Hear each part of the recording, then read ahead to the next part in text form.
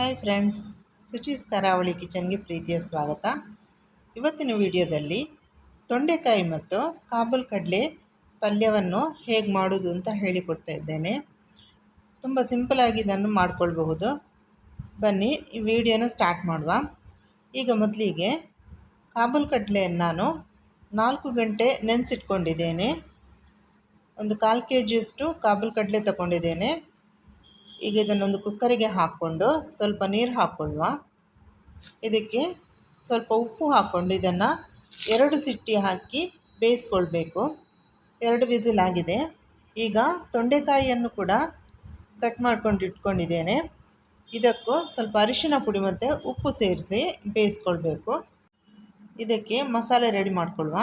ಅರ್ಧ ಹೋಳು ತೆಂಗಿನಕಾಯಿ ತುರಿದು ಇಟ್ಕೊಂಡಿದ್ದೇನೆ. ಇದಕ್ಕೆ ಸ್ವಲ್ಪ ಅರಿಶಿನ ಪುಡಿ ಸೇರಿಸ್ಕೊಳ್ಳುವ. 4-5 ಉದ್ದ ಮೆಣಸನ್ನು ಸ್ವಲ್ಪ ಬಿಸಿ ಮಾಡಿಕೊಳ್ಳುವ. ಈಗ ಇದಕ್ಕೆ 2 ಟೇಬಲ್ ಸ್ಪೂನ್ ಕೊತ್ತಂಬರಿ ಬೀಜ ಹಾಕ್ಕೊಡ್ತಿದ್ದೇನೆ. ಹಾಗೆಯೇ ಒಂದು ಅರ್ಧ ಟೇಬಲ್ ಸ್ಪೂನ್ ಜೀರಿಗೆ ಕೂಡ ಹಾಕ್ಕೊಂಡು ಇದನ್ನು ಸ್ವಲ್ಪ ಹುರ್ಕೊಳ್ಳುವ. ಇದನ್ನು ಸ್ವಲ್ಪ ಹುರ್ಕೊಂಡ್ರೆ ಸಾಕು. ಈಗ ಇದನ್ನು ತುರಿದಿಟ್ಕೊಂಡಿರುವ ತೆಂಗಿನಕಾಯಿಗೆ ಹಾಕ್ಕೊಂಡು ಸ್ವಲ್ಪ ರುಚಿಗೆ ಬೇಕಾದಷ್ಟು ಹುಳಿ ಹಾಕ್ಕೊಳ್ತಿದ್ದೇನೆ. ಇದನ್ನು ತರಿಯಾಗಿ ಗ್ರೈಂಡ್ ಮಾಡ್ತಾ ಇರ್ತೇನೆ. ಈ ಕಡೆ ತೊಂಡೆಕಾಯಿ ಕೂಡ ಬೆಂದಿದೆ.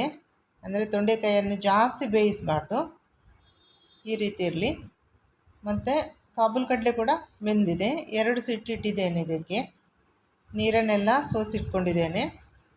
ಈಗ ಒಂದು ಬಾಣಲೆಗೆ ಸ್ವಲ್ಪ ಎಣ್ಣೆ ಹಾಕ್ಕೊಂಡು ಒಗ್ಗರಣೆ ಇಡುವ. ಸಾಸಿವೆ, ಸ್ವಲ್ಪ ಉದ್ದಿನಬೇಳೆ, ಬೆಳ್ಳುಳ್ಳಿಯನ್ನು ಜಜ್ಜಿ ಹಾಕ್ತಾ ಇದ್ದೇನೆ. ಇದು ಸ್ವಲ್ಪ ಫ್ರೈ ಆದಾಗ ಇದಕ್ಕೆ ಒಂದು 2 ಒಣಮೆಣಸನ್ನು ಕಟ್ ಮಾಡಿಕೊಂಡು ಹಾಕಬೇಕು. ಹಾಗೆಯೇ ಸ್ವಲ್ಪ ಕರಿಬೇವು. ಈಗ ನಾವು ಗ್ರೈಂಡ್ ಮಾಡಿ ಇಟ್ಕೊಂಡಿರುವ ಮಸಾಲೆಯನ್ನು ಕೂಡ ಹಾಕ್ಕೊಂಡು ಒಂದು ತುಂಡು ಬೆಲ್ಲ ಹಾಕ್ಕೊಳ್ಬೇಕು. ಸ್ವಲ್ಪ ಉಪ್ಪು ಹಾಕ್ಕೊಂಡು ಇದನ್ನು ಸ್ವಲ್ಪ ಬೇಯಿಸ್ಕೊಳ್ಳುವ. ಮಸಾಲೆ ಎಲ್ಲ ಹಸಿ ವಾಸನೆ ಹೋಗಬೇಕು. ಅಷ್ಟರ ತನಕ ಇದನ್ನು ಸ್ವಲ್ಪ ಫ್ರೈ ಮಾಡಿಕೊಳ್ಳುವ. ಈಗಿದು ಮಸಾಲೆ ಕೂಡ ಫ್ರೈ ಆಯಿತು. ನಾವು ರೆಡಿ ಮಾಡಿ ಇಟ್ಕೊಂಡಿರುವ ಕಾಬೂಲ್ ಕಡಲೆ ಮತ್ತು ತೊಂಡೆಕಾಯಿ ಏನಿದೆ ಅದನ್ನು ಕೂಡ ಹಾಕ್ಕೋಬೇಕು. ಅದರ ನೀರನ್ನು ಹಾಕ್ಕೋಬಾರ್ದು, ಅದನ್ನು ಮೊದಲೇ ಬಸಿದಿಟ್ಕೊಳ್ಬೇಕು. ಈಗ ಚೆನ್ನಾಗಿ ಇದನ್ನು ಮಿಕ್ಸ್ ಮಾಡಿಕೊಳ್ಳುವ. ಈಗ ನಮ್ಮ ಕಡಲೆ ಮನೋಲಿ ಸುಕ್ಕ ರೆಡಿಯಾಗಿದೆ. ಇದನ್ನು ಬಿಸಿ ಬಿಸಿಯಾಗಿ ಸರ್ವ್ ಮಾಡಿಕೊಂಡು ಊಟದ ಜೊತೆ ತಿನ್ನಬಹುದು.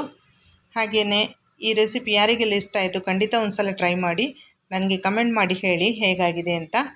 ಹಾಗೆಯೇ ನನ್ನ ರೆಸಿಪಿಗಳೆಲ್ಲ ನಿಮಗೆ ಇಷ್ಟ ಆಗ್ತಾಯಿದ್ರೆ ಖಂಡಿತ ನನ್ನ ಚಾನಲ್ಗೆ ಒಂದು ಲೈಕ್ ಕೊಡಿ, ಶೇರ್ ಮಾಡಿ, ಸಬ್ಸ್ಕ್ರೈಬ್ ಮಾಡಿ. ವಿಡಿಯೋ ನೋಡಿದ್ದಕ್ಕಾಗಿ ಧನ್ಯವಾದಗಳು.